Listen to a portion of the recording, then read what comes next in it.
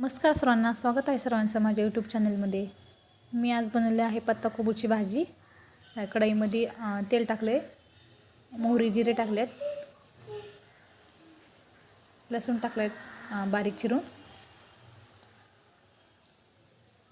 कढीपत्ता टाकलाय, छान असं परतून घेतलं। हे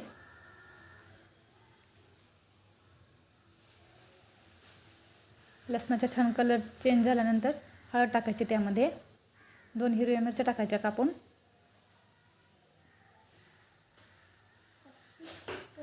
आणि मी एक पत्ताकोबी अशी कापून घेतली होती बारीक, ती त्यात टाकायची धुवून,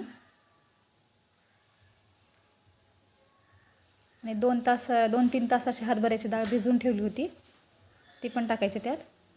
छान असं मिक्स करून घ्यायचं, मीठ टाकायचं चवीनुसार, छान परतून घ्यायची भाजी। व्हिडिओ कसा वाटला नक्की कमेंट करून सांगा, लाईक करा, शेअर करा, सबस्क्राईब करा। धन्यवाद।